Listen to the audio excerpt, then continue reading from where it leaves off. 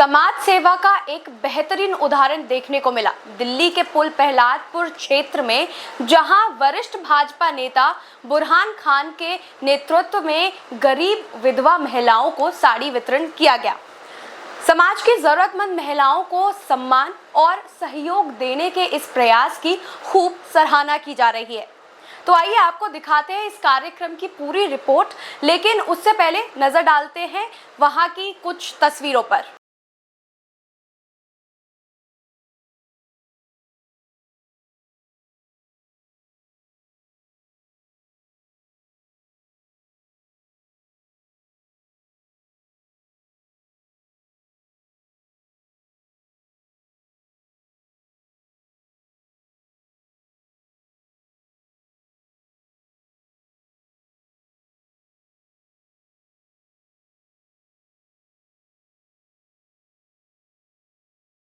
जिनका नाम मैं जानता नहीं, माफी चाहता हूँ। उनका भी स्वागत है बीपी सिंह कैंप के तरफ से, कांतर भैया का भी।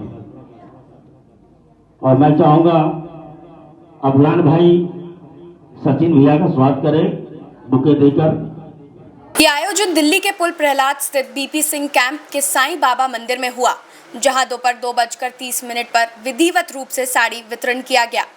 कार्यक्रम के मुख्य अतिथि के रूप में दक्षिणी दिल्ली के सांसद रामवीर सिंह विदुड़ी के सुपुत्र और भाजपा नेता सचिन सिंह विदुड़ी भी उपस्थित रहे। इस कार्यक्रम में बड़ी संख्या में गरीब विधवा महिला इकट्ठा हुई।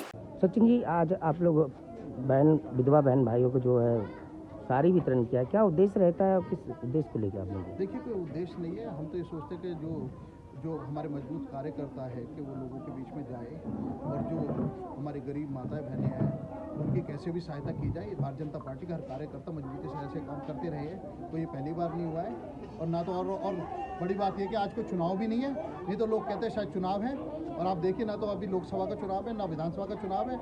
हम तो वो व्यक्ति है, हमारी पार्टी वो भारतीय जनता पार्टी के जो कार्यकर्ता वो इतने मजबूत कार्यकर्ता है कि वो कभी चुनाव के टाइम में नहीं आते। नहीं तो आप और पार्टियों वालों को देखते हैं, जो आप जानते हो भली बात है कि चुनाव जब आते हैं वो तभी ऐसे काम करते हुए साड़ी बांटेंगे, पानी बांटेंगे, रोड और लोगों के लिए कुछ ना कुछ करे योजना लेकर आते हैं। हमारा उनसे मतलब नहीं है। हम ये कहना चाहते हैं कि हम राजनीतिक नहीं है। हमारा जो काम करना है, जो लोगों की सेवा करनी है, वो हम बगैर राजनीति सादे कर भी करते हैं। सचिन जी, 27 साल के बाद दिल्ली में बीजेपी की सरकार आई है, कहीं ना कहीं बीपी सिंह कैंप के जो लोग मूलभूत सुविधाएं से वंचित है। अभी कहीं माता बहनें ने पेंशन की बातें की है, क्या लगता है कि अब तक आपकी सरकार आगे कैसे होगी? अच्छा देखिए जी, आपको आज ही बता दिया जाए कि जब 27 साल पहले मुख्यमंत्री जो भारतीय जनता पार्टी के हुआ करते थे, तो पहली बार जो पुनः बस्तियां बसाई गई थी, जैसे गौतमपुरी, जे कॉलोनी, मदनपुर खादर, ये भारतीय जनता पार्टी ने किया। तो उससे पहले आज तक किसी ने किसी झुग्गी वालों को अगर एक भी मकान दिया तो बताइए।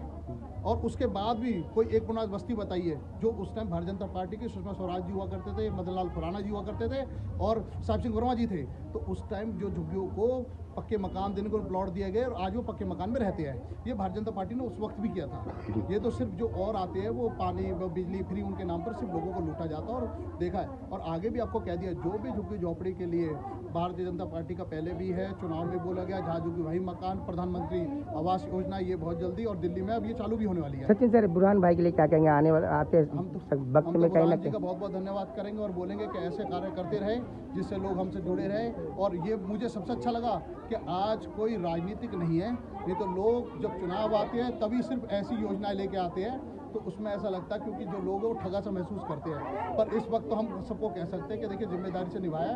और बुरहान जी को मैं बहुत बहुत धन्यवाद करता हूँ और उम्मीद करता हूँ कि आगे और भी कार्यकर्ता ऐसे काम करेंगे और हम भी सहयोग करेंगे। इस दौरान महिलाओं के चेहरे पर खुशी साफ झलक रही थी।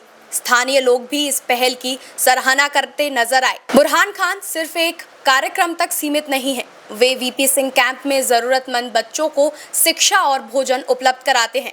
इसके अलावा गरीब परिवारों की बेटियों की शादी में सहयोग और बीमार व्यक्तियों के इलाज के लिए आर्थिक सहायता भी प्रदान करते हैं। तो देखा आपने किस तरह यह पहल जरूरतमंदों की न केवल सिर्फ आर्थिक बल्कि भावनात्मक संबल भी साबित हो रही है। बुरहान खान ने इस तरह के सेवा कार्यों को भविष्य में भी जारी रखने की संकल्प लिया और समाज के संपन्न वर्ग से एक अपील की है कि वे भी आगे आकर जरूरतमंदों की सहायता करें।